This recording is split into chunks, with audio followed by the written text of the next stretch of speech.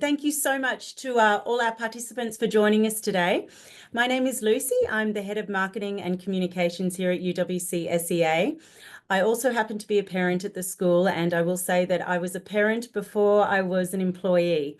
So like all of you here today, I was in your shoes trying to make the best decision for my children's education, and it is arguably one of the most important decisions that parents and guardians can make. So really appreciate you taking the time out today to learn more about our grade 10 curriculum.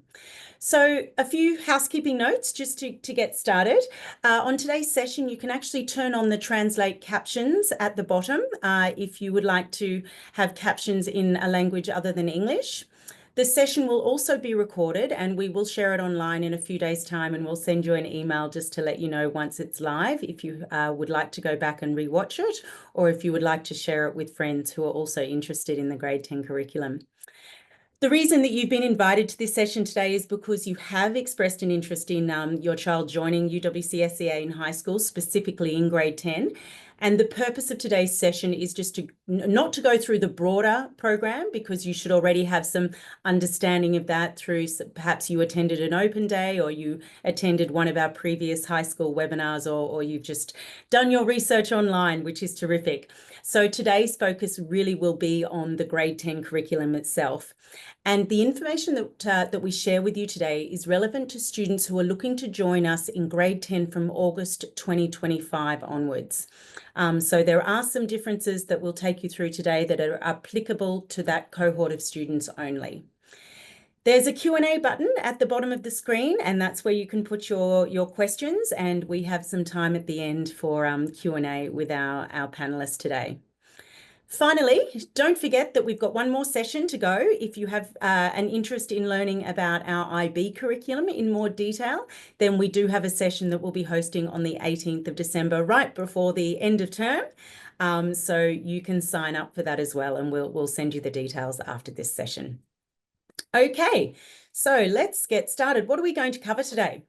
We are going to look at the program, the grade 10 program, and its purpose.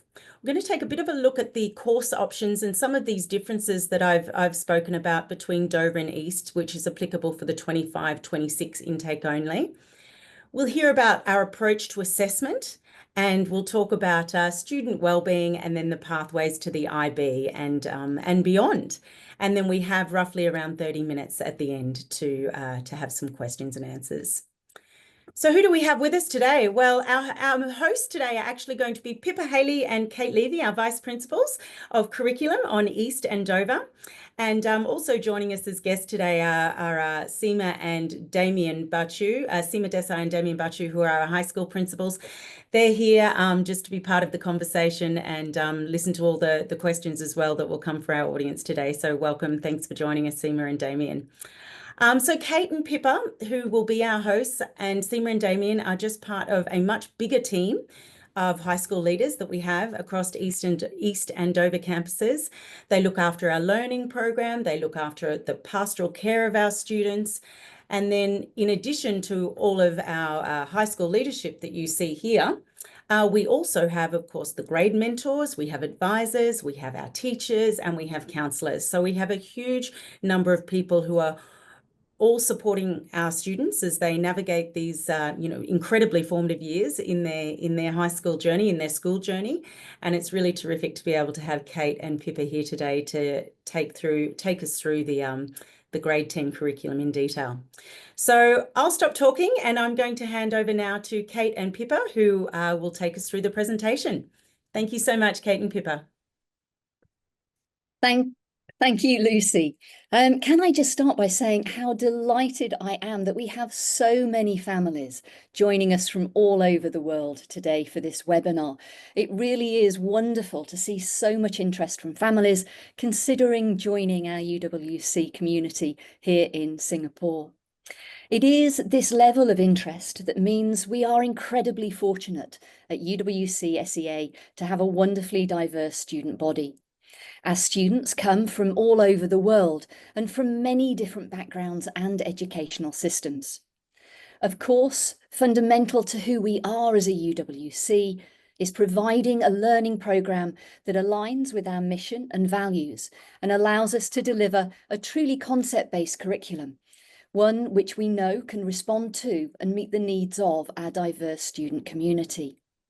In practical terms, of course, this means we have to continually innovate in education to ensure we continue to be relevant and future-focused for our students. In fact, we've been innovating in education for a long time now, since 1977. A lot has changed in the global educational landscape over the years, and it continues to change.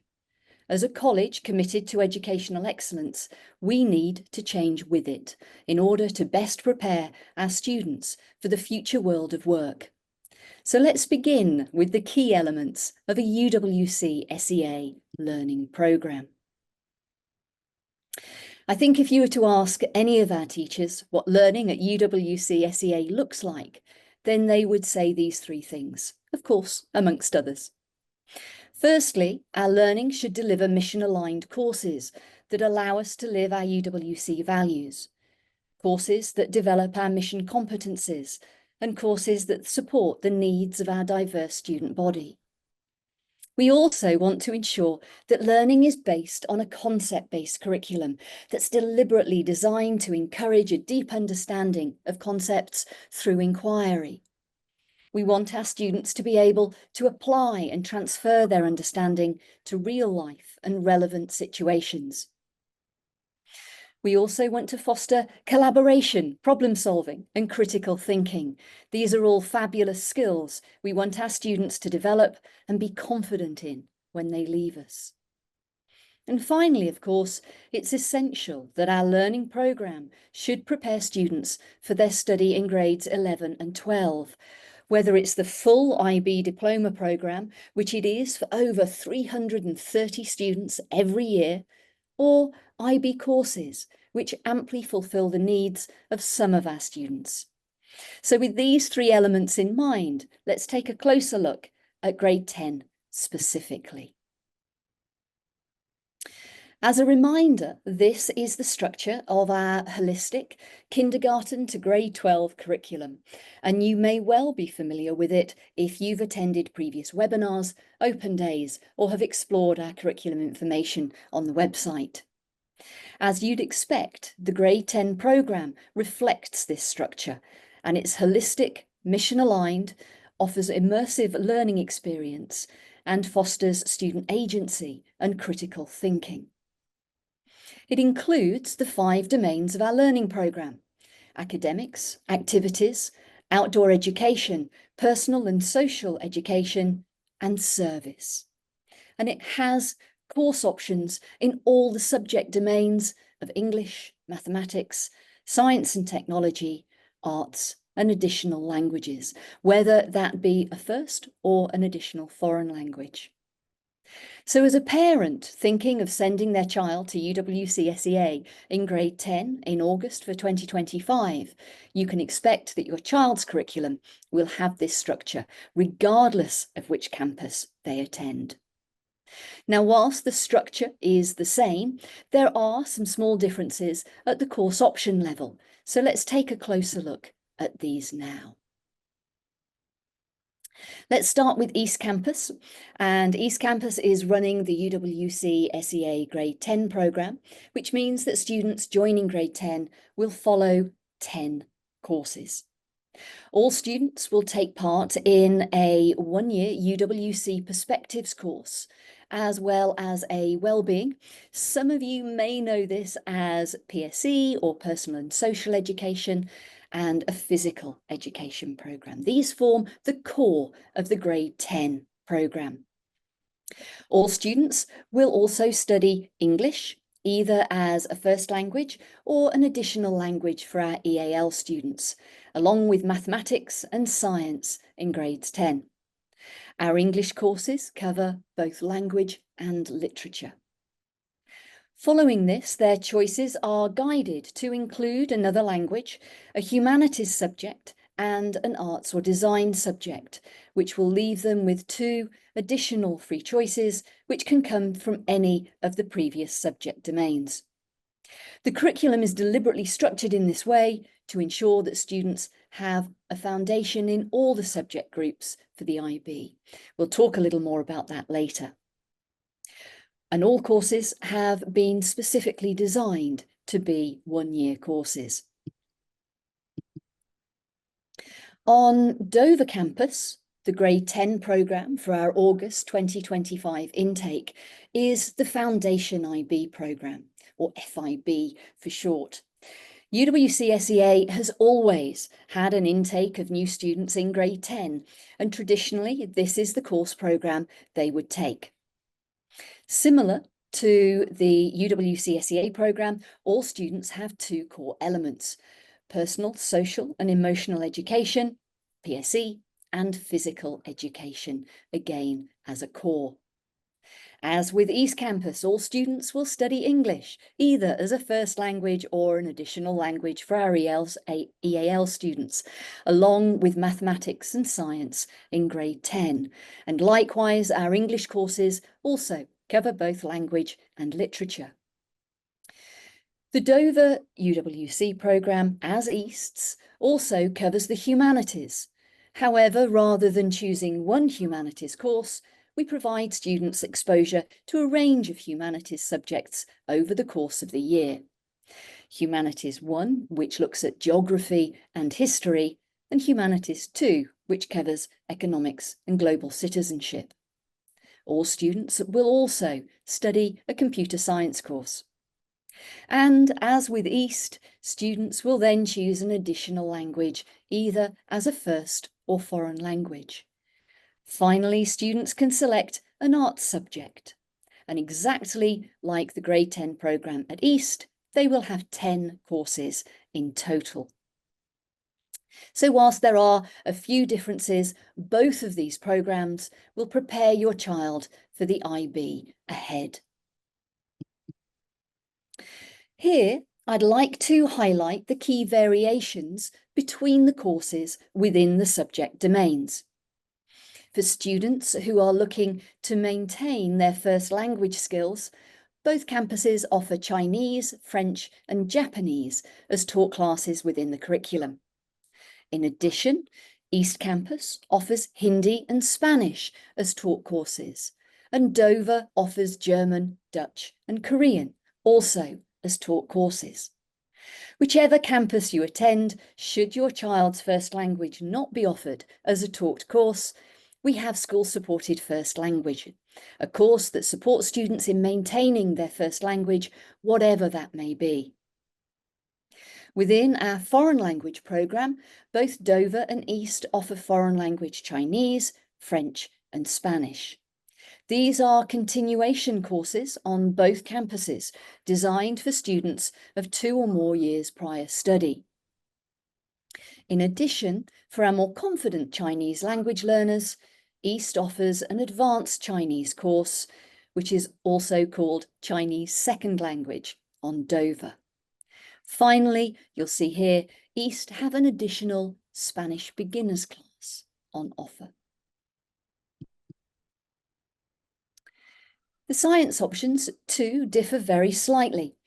Both campuses offer a coordinated science course that covers all the necessary elements of biology, chemistry and physics to ensure that your child can confidently move into any of these sciences at IB.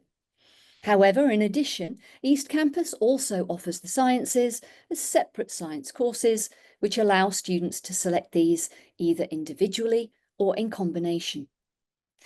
Both campuses also offer a range of humanities, including geography and history. On East Campus, students will choose which humanities subject they would like to study for the year. On Dover, students will follow a rotation of the humanities subjects, giving them exposure to all 4 humanities on offer. Remember that all IB humanities or individuals and societies courses have no prerequisites, so it's not necessary to study a subject in grades 9 and 10 in order to be able to study it in grades 11 and 12. Finally, both campuses offer the classic suite of visual arts, music and drama. Although, as you can see here, East currently has a few additional options in this domain.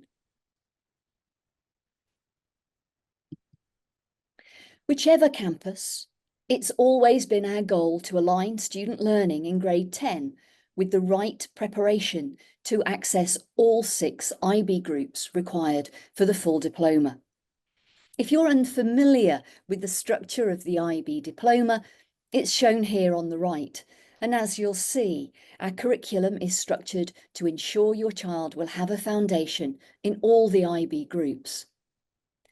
The holistic nature of the UWCSEA programme and the FIB programme ensures that students are extremely well prepared for the pre-university IB diploma. The breadth of study is a key factor in both offerings and will help students to make informed choices as they move into the final 2 years of schooling. Of equal value to a UWCSEA education is the extensive learning that takes place beyond the classroom. Students are offered a vast array of opportunities through the college's activities, outdoor education, personal and social education and service programmes. All students participate in an outdoor education trip, which allows them to further develop the skills and qualities embodied in the UWCSEA profile. So despite there being some differences between the course options for next year's grade 10 intake, the outcome is aligned, and regardless of which campus you choose or have chosen, your child will be well prepared to enter grade 11 and start their IB journey. Before we move on to assessment, some of you may be wondering why we have these differences in our course offerings. Well, for many years now, we've been working on changes to the grade 9 and 10 programme, doing away with IGCSE and aligning our grade 9-10 courses across the campuses. This has been a huge undertaking, and the transition work has now been completed for grade 9 and existing students starting in August 2025. The current grade 10 programme will be fully transitioned and aligned with our new 9-10 programme structure by August 2026. Meanwhile, however, those students joining us next year in August 2025 will, as ever, still benefit from the breadth of all the subject domains, the excitement and challenge of varied teaching approaches and assessment tools, and the excellent preparation for IBDP, in which we have had many, many years of experience in supporting our students who join us in grade 10. With that, I'm going to hand over now to Kate. Thanks, Pippa. Hey everybody, good afternoon to you all, and a really big thank you again for joining us. I'll be starting off by talking about assessment at UWCSEA. Our aim is to provide meaningful assessment that is developmentally appropriate and directly connected to the learning goals of the unit and course, and which is supportive of student agency wherever possible. So assessment takes a variety of forms, from presentations and essays to projects and examinations. And we want to prepare students for the kind of assessment experiences they'll undertake in the IB. And that is very much about conceptual understanding rather than rote learning and regurgitation of knowledge.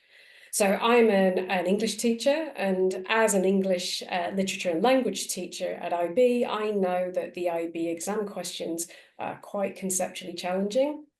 They ask critically comparative and evaluative questions about craft, context, and conventions, and even the purposes of literature more broadly. So it's not enough for our students to memorize and repeat some character and theme quotations from each of the texts. They also need to understand that a persuasive interpretation relies on their ability to choose and use examples in a discerning and agile manner so that they can transfer their knowledge of text and their essay skills to any question that they get. So the English course of the 9-10 programme, like all of our courses, begins to equip students with the knowledge, skills and conceptual understanding required for this type of challenge, as is reflected in our written 9-10 curriculum. So here's an example from our 9-10 maths curriculum. In this case, the conceptual understanding is about the relationship between probability modelling and future behaviours. To develop this understanding, students need to attain and practice a specific set of mathematical knowledge and skills, as you can see detailed below. By understanding why they're learning it beyond a specific maths task or question, students will be able to transfer what they know and can do to less familiar and new situations. And it's this intellectual agility that we wish to develop in our students. So how do we assess them?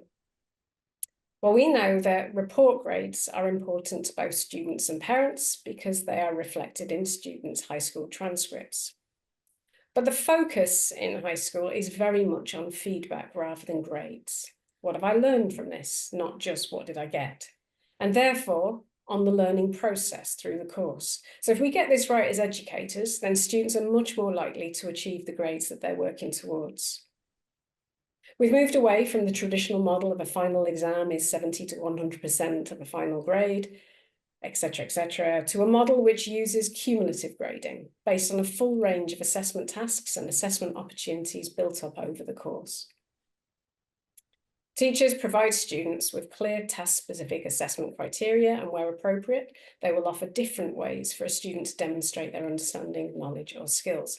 This is an important example of how we support well-being by allowing for learning differences and preferences, and we acknowledge the fact that demonstrating understanding of a course can be done in many different and creative ways. And so student well-being is always an important lens when we look at our assessments and how we schedule them too. But of course, we do want to give all students an exam hall experience and the opportunity to experience full examination protocols, which is important for their grade 11 and 12 years ahead. So for both our grade 9 and our grade 10 courses, we continue to have a formal internal assessment week towards the end of term 3. The purpose of this is to provide opportunities for students to develop what the IB calls exam wiseness, which is essentially about providing students with the experiences and skills that they need to sit exams successfully. And the outcomes of these exams are therefore one data point contributing to their holistic attainment in each course. So what do we mean by holistic attainment and by a single holistic attainment level from 7 to 1? It's a level that tells you where your child is now in relation to the learning objectives of the course that they're following, with the 7 to 1 reflecting both the student's knowledge and skills and their ability to apply their understanding in a variety of situations. So when we say they're holistic grades, we mean they encompass all of the evidence that teachers have available to them, including a range of different assessments in a variety of forms. As teachers, we gather more and more evidence over time to build a sharper picture of what a student has learned and where they're at on our holistic attainment scale. So whilst logically, some assessment tasks will carry more weight than others, for example, an extended project over several weeks will present more evidence of learning than a standalone essay or test, holistic attainment is a much fuller and complete evaluation of a student's learning. So we evaluate the recency of the evidence. As we look back over our mark books for the year, we ask, what does a student know and understand now that they didn't earlier in the year? We consider its frequency, looking across all assessments, how embedded and secure are this student's skills? And we consider the significance of the assessment tasks. Can they apply their skills and knowledge and transfer their understanding to the more complex situations that they were presented with? And we triangulate this data to come to a balanced, comprehensive, and I think more fairly representative evaluation of what the student knows, can do, and understands. We do not average marks and grades when we know how nuanced the evidence of learning is in reality. It's important to note that no matter where your child's attainment lies, in high school, we want your child to learn and grow and enjoy the process and be challenged in an appropriate way. There's certainly no expectation that all students should get 7s throughout. Our student body is incredibly and wonderfully varied in their passions and strengths, and we see students achieving the full range of attainment levels. We also know that a student's progress is very much dependent on their approaches to learning, which you can see on the right here, their ability to self-manage their time and priorities, to collaborate with their peers, and to communicate with others. Therefore, we place a lot of emphasis on this, reporting the first set of ATLs just a few weeks into the start of the year. We then report on ATL's approaches to learning plus the holistic attainment level mid-year and at the end of the year, with parent, student, teacher conferences taking place twice a year in between.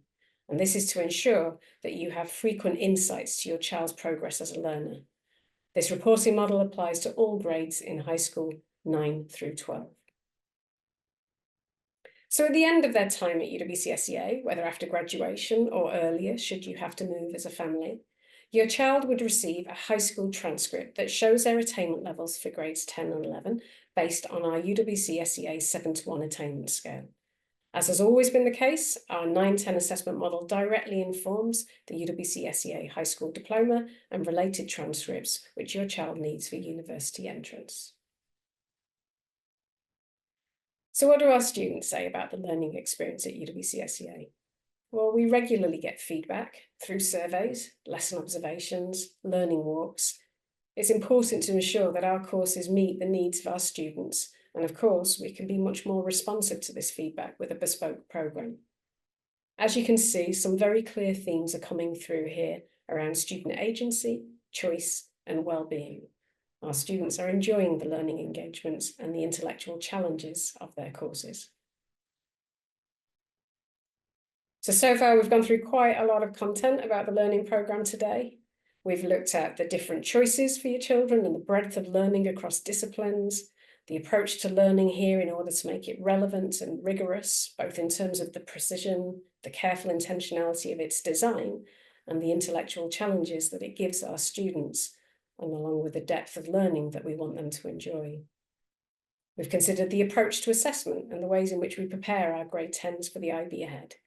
And of course, the importance of well-being and support for our students as they go on this journey with us. Before we move on to take a look at the journey beyond grade 10, I just want to share with you some of the ways in which we continuously evaluate our learning programme. It is critically important to us that as we continue to innovate in education, we remain academically rigorous and are accountable to our students and parents for the quality and standards of the education we provide. And so our systems for curriculum review and evaluation are layered and rigorous too. Externally, UWCSEA's learning programme is evaluated and accredited by CIS and WASC, who ensure that our curriculum meets the highest international standards. We also use external assessment data, that includes ISA, ALICE and IBDP results, to understand the performance of UWCSEA students in the context of international trends. Internally, our ongoing review process incorporates student feedback, lesson observation, performance data analysis, and global trends.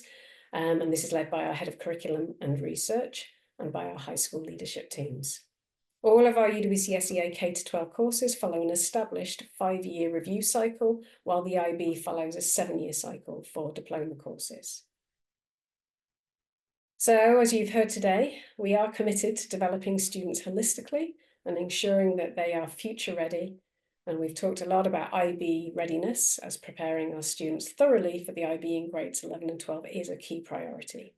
The IBDP is a rigorous programme, internationally recognised, and a qualification which is highly regarded by all universities. Many of you may already be aware of the close ties that UWC has developed with the IBO over the decades. In fact, around 25% of our high school teachers are exam markers, principal markers, and workshop leaders for IB subjects. We've got several colleagues who are involved in school evaluation. That means they're evaluating other schools' IB provision. They're textbook writing, they're doing curriculum review and design work for IB courses, including for maths, English, history, global politics, theory of knowledge, the extended essay, and dance. And we're often asked by the IB to partner with them in new initiatives. So more recently, piloting open book exams and developing what is now the IB Theatre Guide, and really excitingly, creating our Systems Transformation IB course. Our students have even produced the IB support materials for music and dance. And our results speak for themselves, including over 25 years of excellent results for the thousands of students who studied our UWC Grade 10 Foundation IB programme prior to this. We don't aggressively promote our results. It's not really in keeping with our values, to be honest.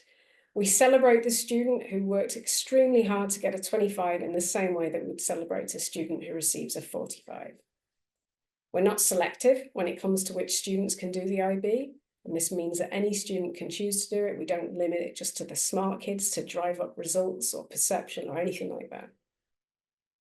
And some of our students choose not to do the full IB diploma, but to do IB courses, and that means choosing a few of the 6 courses that they know will work for them instead.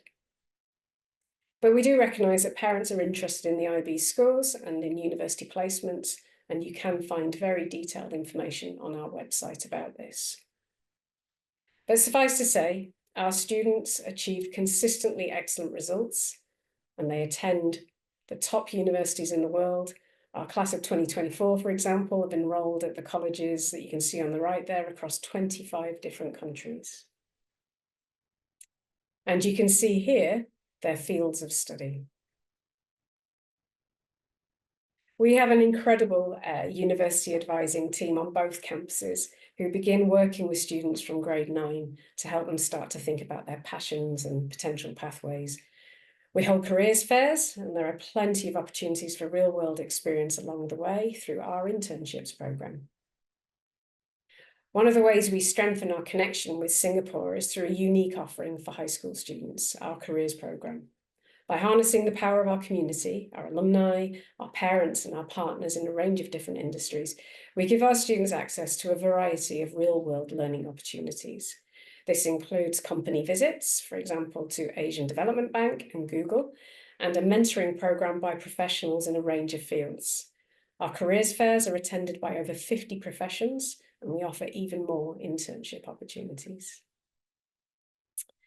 So we just want to finish by saying that the journey through high school is an incredibly important one, and student well-being and building a culture of care and belonging is a key focus at UWCSEA. As the saying goes, it takes a village to raise a child, and you can see here the support structures, the many, many people surrounding our students from K1 to grade 12 to ensure they have everything they need to thrive. This includes the mentor or advisor who meets with their students each morning, delivering the school's carefully designed personal and social education curriculum, monitoring their students' progress and well-being, supporting their approaches to learning, and coaching them through reflection and goal setting, along with all the challenges and decision-making they'll need support with too. Over the course of the year, the mentor classes have fun together, learn together, and build strong personal relationships. Having at least one trusted adult is so important, especially in a large school like ours. But of course, each student also has a whole team of teachers, their head of grade, and us as their VPs, dedicated to ensuring their well-being and growth through high school. So for those of you who are joining us in August 2025, we can't wait to welcome you. For those of you still thinking about what choices to make, we hope this session has helped to give you the information you need to make the right decision for your child. And I'm going to hand back now to Lucy for Q&A. Thank you, Kate. Thank you, everybody. I've still got my training wheels on as I drive through this presentation. So hopefully my mouse wasn't too distracting there as I flicked through those slides. But such great information, Kate and Pippa. Thank you so much for taking the time to take us through that in such great detail. We have about 30 minutes now for a Q&A, and we've got some questions coming in, which is terrific. Just before we crack on with that, I'd just like to ask those who've joined us today, if you can stay on till the end, that would be terrific, because I have a feedback QR code. We're always keen to get your feedback as participants so that we can sort of improve on the delivery of these webinars year on year, and to make sure that you're getting the information that you need and that this time is valuable to you and you come away with a greater understanding of what we're offering here. So if you do have time to stay on until the end, that would be terrific. Otherwise, we will send you a link for some feedback. Okay, let's start with the questions. And I think I stopped sharing is the key here. Again, just bear with me. This is me with my training wheels. Stop sharing.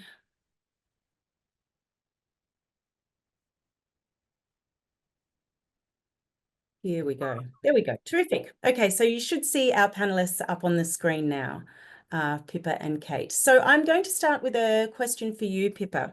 if that's okay, because Kate probably needs a glass of water after, Of after her course. presentation. Can you tell us, please, the question is, who can do ab initio languages courses, so beginner languages in IB? So maybe you could explain what that is and who is able to do it and how many years of experience do they need, if any?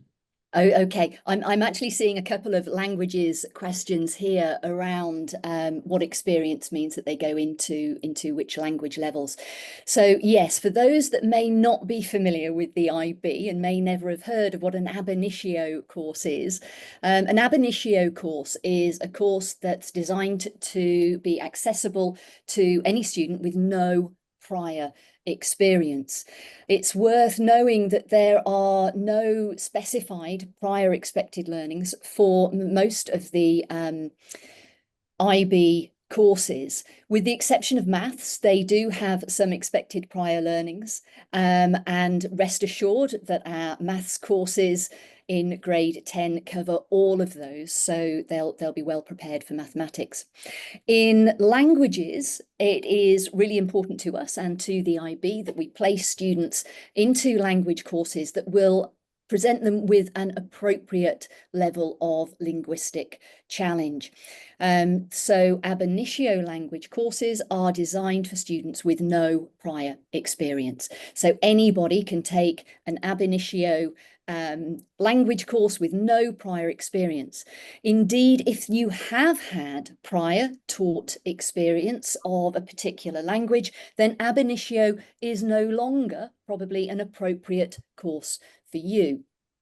With the languages, students can follow languages as language A, which is normally their first or their mother tongue or their best language. And all students will need to take a first language in the IB. For many of our students, that's English, but equally we have a huge diversity of students, many of whom are very talented linguists and will pick up first languages in a huge variety of other languages as well. The foreign language courses, or language B, can be done as higher level or standard level, and we will assess your child's language level to determine which is the appropriate language course for them to be placed on. As I say, it's important that we ensure we get this right so that your child's linguistic skills continue to develop. And so it's a case of placing students onto courses where there's an appropriate level of challenge, not really to do with whether or not they may have studied it previously just for 1 year or 2 years. It's to do with an appropriate level of challenge for your child with languages. Terrific. Thank you, Pippa. So I think you've answered then the other question there, which was around continuing foreign language students. Are they assessed on their prior knowledge and then divided into different groups? Was there anything else that Kate, you wanted to add to anything about foreign language studies? A beautifully comprehensive answer. Terrific. Thank you. Well, since I have you then, I will go to you with the next question because this is East Campus related. Can you tell us about the East Campus offering around computer science? The guest here today has asked, does East Campus not offer computer science? And how about students who come from an American curriculum without a coordinated science experience? Yeah, so firstly, quickly and easily, yes, we do offer computer science. Yes, we do in grades 9 and grade 10. So it will be available for your child. American curriculum, if there's not that experience of coordinated science, that won't be a difficulty, that won't be a challenge. The way our coordinated science courses are set up is they are discrete units. They're identified as physics, biology, as chemistry. Connections are made between them. But there's no reason why a student who's come from some, I suppose, experience of single science study can't engage with the learning on the coordinated course. Terrific, thank you. Pippa, how does the curriculum compare, or how does our UWC curriculum compare with a total IB school curriculum? So I think what this guest is asking here is possibly if we go back to that, oh no, I don't know how to reshare, but the slide where it shows the domains and how they map to then the IB curriculum and how we've covered those domains in our preparation for 11 and 12. Okay, so total IB schools means that they will be following an IB curriculum through from the primary years curriculum through the middle school and the first 2 years of high school. They match that against the middle years program, and the middle years program, like ours, is very broad, and it is designed to hit all of those IB groups to ensure that they've got the foundations that they need for the IB diploma. So in that respect, it's very similar to our program in that it emphasizes breadth, and it emphasizes units within each of those subject areas and those domains that allow students to explore the concepts in real world examples. So it's quite similar. We don't follow exactly the same curriculum structure as the MYP. It's a little more restrictive than our program, which is why we're not doing the MYP. But in fact, in terms of its breadth and its coverage, it's very similar. Thank you, Pippa. Pippa, whilst I have you, how do teachers address different learning styles and academic needs in the classroom? Okay, a great and a really important question for our students and our parents. So we have a concept-based curriculum that is focused on looking for deep understanding of the concepts that our students will be studying in preparation for the IB. And this is exactly the same on both campuses as well. So in order to do that, we have a concept-based teaching and learning approach. And we give our students in the classes a range of choice of activities. There are a huge range of ways in which the curriculum is delivered, and importantly, a range of ways in which students are able to demonstrate their understanding of the concepts as well. So regardless of how your child learns, they will have a whole range of activities that will enable them to access the curriculum and demonstrate their understanding. We don't take an approach whereby we say your child is a visual learner and give them everything as pictures. That's not a realistic approach. In all honesty, we need students to be able to develop a range of skills, but obviously we do want them to be able to play to their strengths and have a variety of activities that enable them to access and demonstrate their learning. Great, thank you, Pippa. Kate, I'm going to throw to you now we've had a couple of questions around the IB Systems Transformation course. And would you like to, I can play a video. I'm sure I can figure out how to share my screen again, if that's helpful. But why don't you start with a bit of a description, and just to let everybody on the call, just as a reminder, we will be going into this in depth on the 18th of December at the 11 and 12 webinar as well. But Kate, I'll throw to you, and then I can play this short video if I can learn how to drive. Yeah. I'll give a really quick outline, and then of course everybody, if we've got the video, the webinar, and of course our subject information sites have lots more detail. But in essence, this is a course where students will learn how to plan and design and project manage for change, hopefully of a lasting nature. They'll be learning how to connect and lead other people, how to navigate complex systems. They'll be learning the theory of systems change. And so there'll be lots of problem solving and systems thinking. They'll be thinking about leadership skills, how to plan and organize. And it's a really rich course. It's 100% coursework. And you'll see more at the webinar, but it takes up, it is equivalent to 2 standard level IB courses.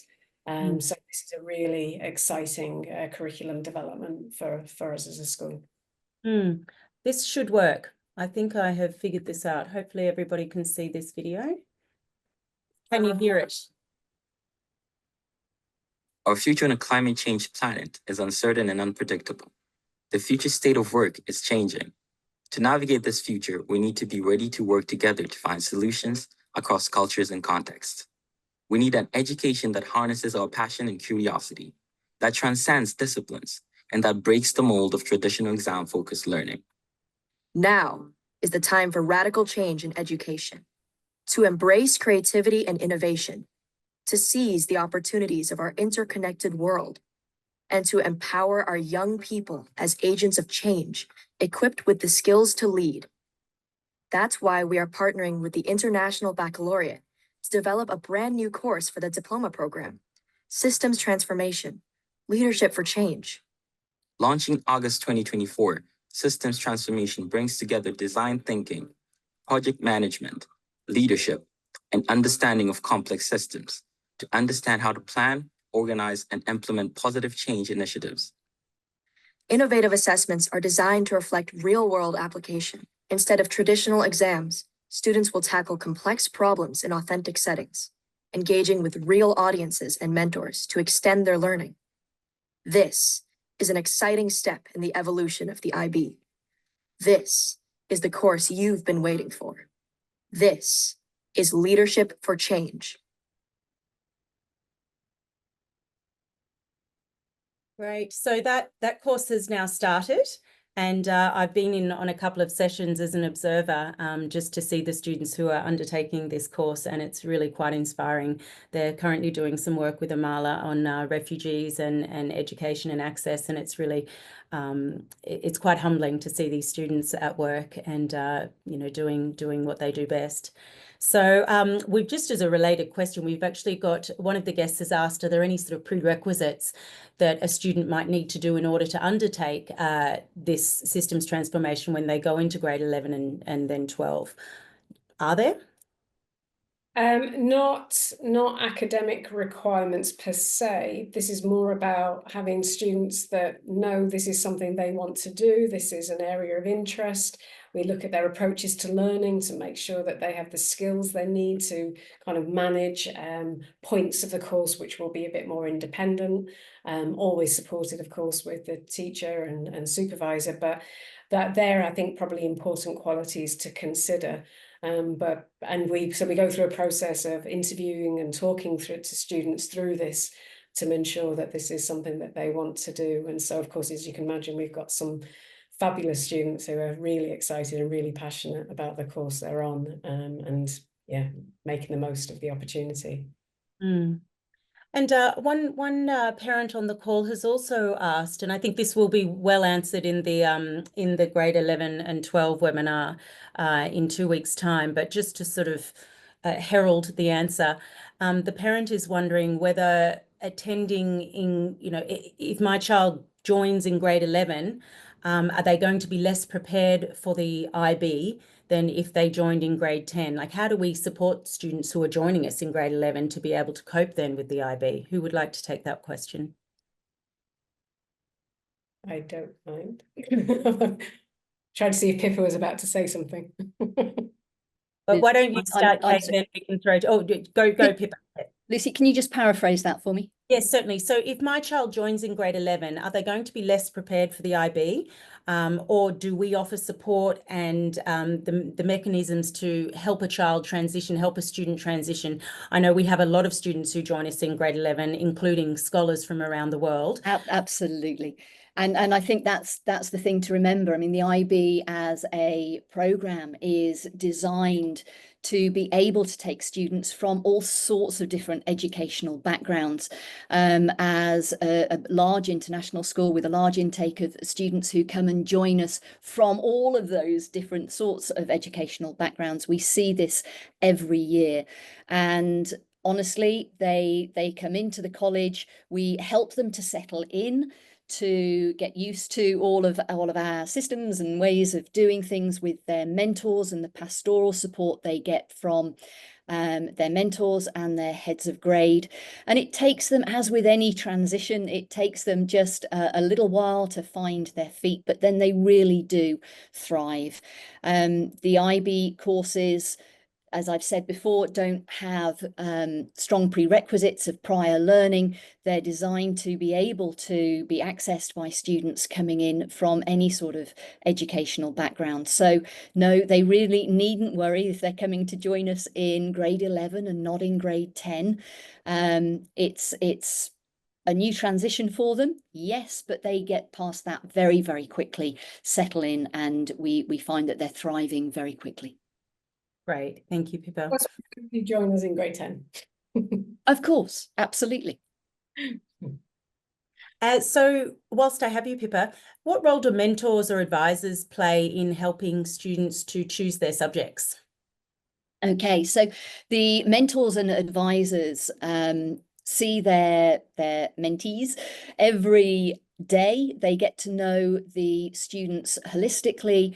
They understand their passions and their interests, and they're in a great position to help guide them as to what they might be interested in. And our firm guidance is always follow your passions and your interests. Look at the subjects that you enjoy. They're often the ones that you're doing well with.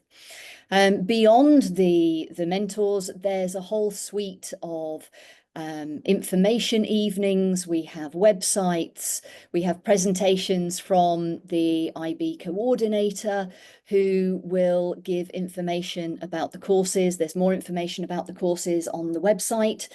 And we have subject fairs where students will be able to come along and meet the teachers who are teaching the courses, and most importantly, meet the students who are following the courses. We find our students are the very best advocates for the courses that they are studying and following and enjoying. So the options process for our grade 10 students going into grade 11 is around about this time of year, and they will have plenty of guidance given to them over a period of time that will help them make the decisions that they're going to make. And they'll also have some input from our UAC team, just to have some initial conversations about what they might be thinking about for the future. Terrific. There's a question here which I think I'm going to answer, which is around how competitive is UWC in terms of IBDP results compared to other schools who may have better IB results than UWCSEA. I think this is an interesting question, and it comes up a lot. And I know that I think it was Pippa or Kate mentioned it, that it's not something we tend not to trumpet our IB results because we celebrate the learning journey. So when it comes to, and this is in my remit as marketing and communications, it's my job to share the stories and the successes of the school and the college and our students. But one thing that became very aware to me when I started working here was just how the journey of every single student is just as important as the next. So the student who works really, really hard to get a 25 is as celebrated as the student who works really, really hard to get a 45. And I really see this come to life in the work that the academic staff do with our students. The other thing that I've learned in my role here at the college is that we are not selective about who we allow to partake in the IBDP program, whereas other schools, not to mention names, but there are other schools who do not offer the IBDP to all their cohort. And whilst we have, I think, 600 students across our Dover and East campuses who undertake the IBDP, some schools only have 50.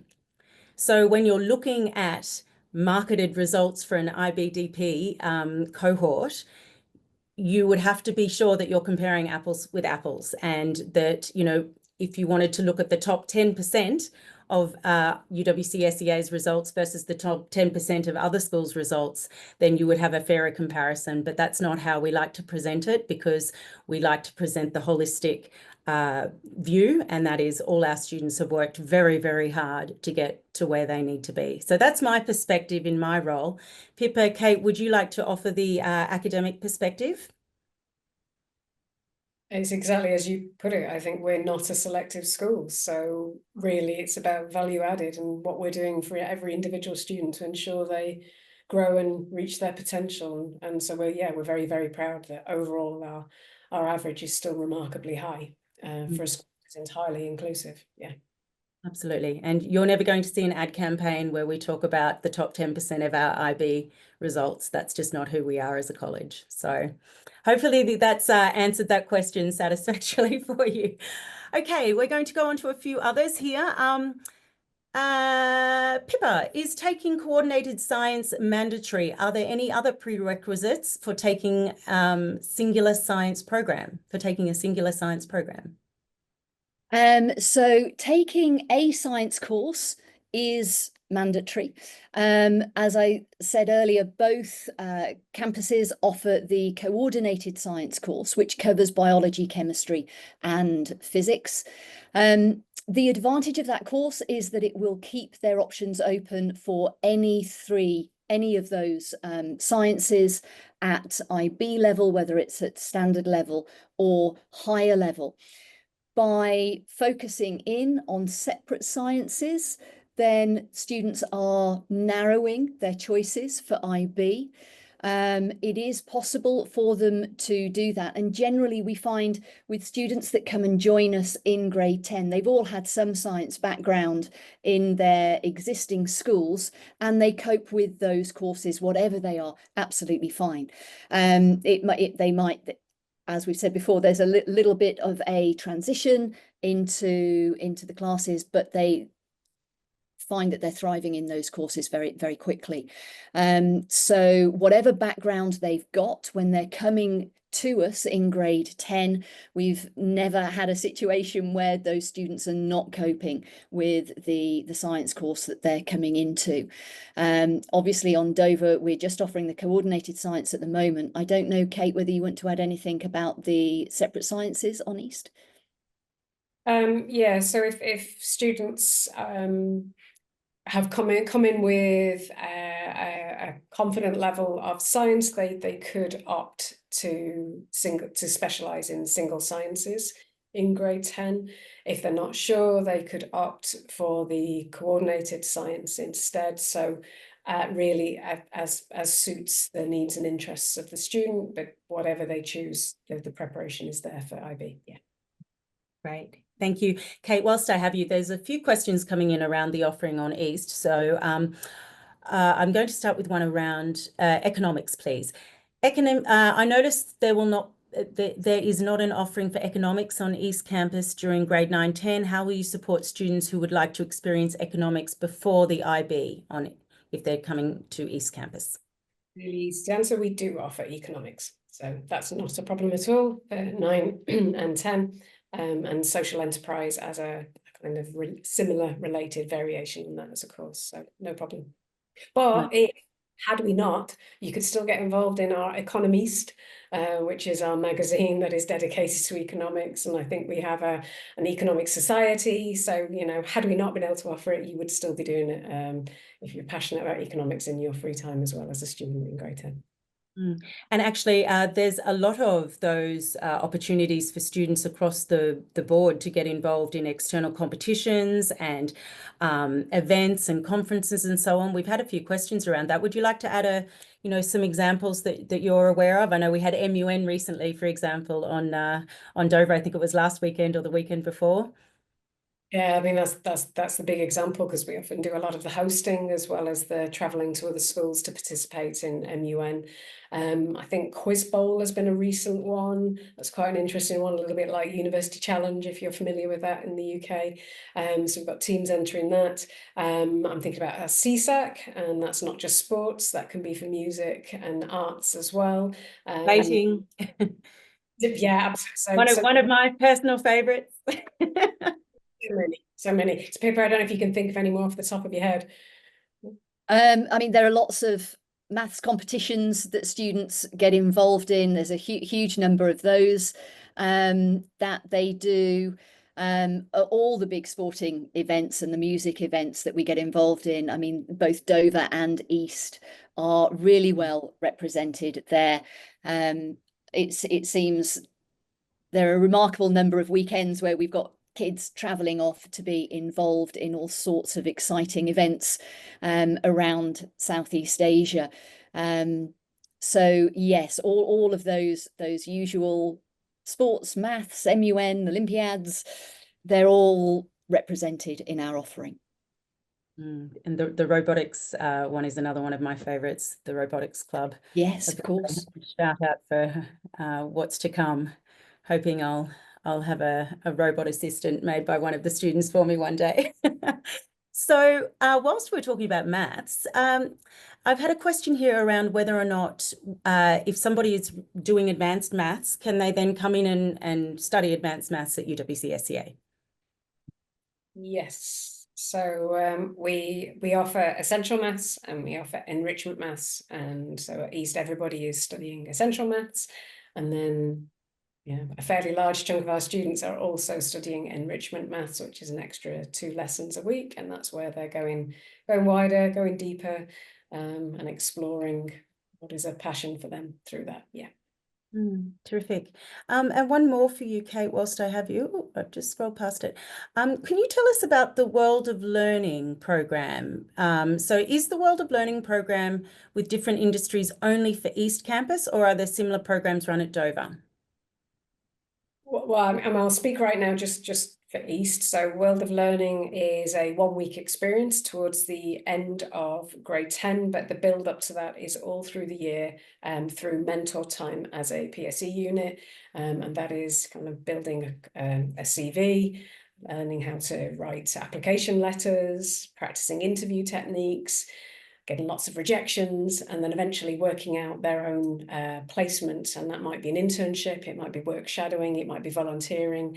The point is get them out of the classroom and get them experiencing the adult world. So that's something we offer. But until recently, of course, we have had GCSE students as well, where that hasn't been built into their curriculum. But of course, we do have, as you saw in our presentation, we've got some wonderful, our careers program, some wonderful connections there, giving students from grade 10 upwards internship opportunities. And so our GCSE students who are not able to do World of Learning were encouraged to go through a similar process of preparation, but they might then be carrying out that internship in their own time. And we often have sort of sessions with alumni and representatives from our parent community who come on to both Dover and East campuses to talk to our students around their career pathways. And I think that there's lots of opportunities then, company visits, which happens on both campuses as well. And you can see this slide that we have up here that is a really good representation of the number of opportunities that are available to our students through our parent network, our alumni network, and of course through the learning program. Okay, I'm becoming so much better at this driving now. So this is a great question. I think we're almost at the end of our questions. So I'm going to ask this one of you, Pippa. Let me just do a quick scroll. Oh, actually, Pippa, well, I'll ask this of you too. We won't quite go to the summary, which is around the key differences after 25-26, but I'll start with this question. How does the college help to fill any gaps in a student's prior learning for a subject? For example, maths when they join grade 10. Yeah, absolutely. So as I say, we'll have students coming and joining us from all sorts of different educational backgrounds. And our aim is always to meet the students where they are when they come in.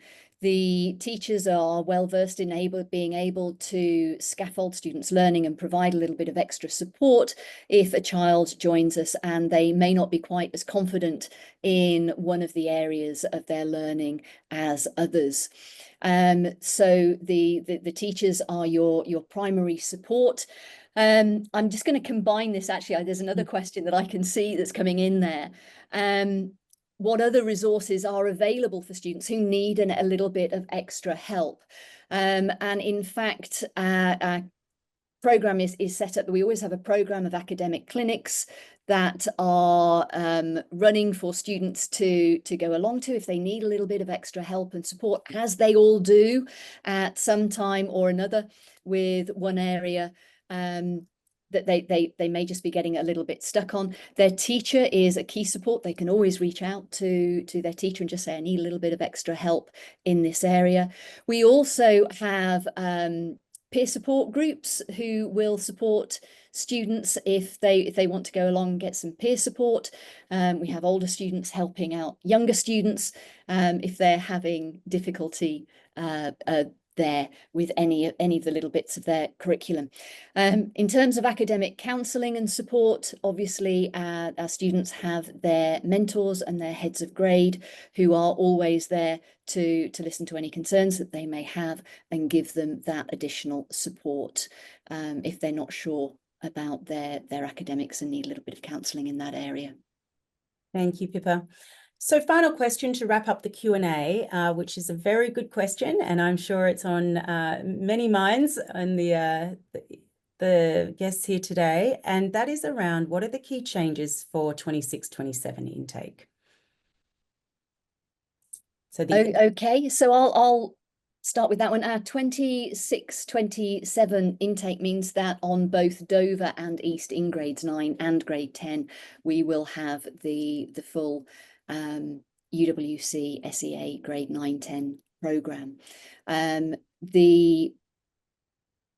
Both programs still have 10 courses. They still have the same breadth of subject domains that they will be covering. They will still have the same core subjects that we will be offering.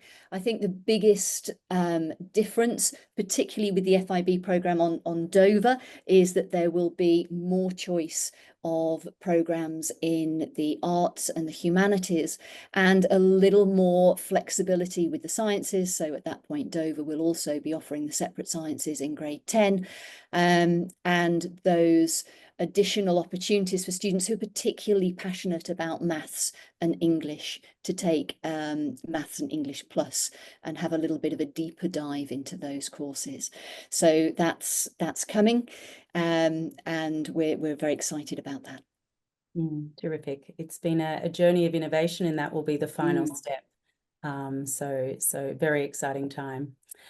Well, that's it for the Q&A. I'm just going to share my screen one more time and just ask all our guests here today who've joined us to please do give us some feedback on this session today, anything that might be helpful for us so that we can improve it for next time. We're so grateful to you all for joining us today and taking time out of your lunch to be with us and to learn from Kate and Pippa. For those of you who are joining us in August next year, we can't wait to welcome you. And for those of you who are still in the process of thinking about which school to apply for your child, we really hope that this session today has given you some clarity and added value to that decision-making process. So thank you all once again. And we have the final session on the 18th of December. Please do join us if you're interested in hearing all about the IBDP. Thank you and have a lovely afternoon ahead. Bye-bye.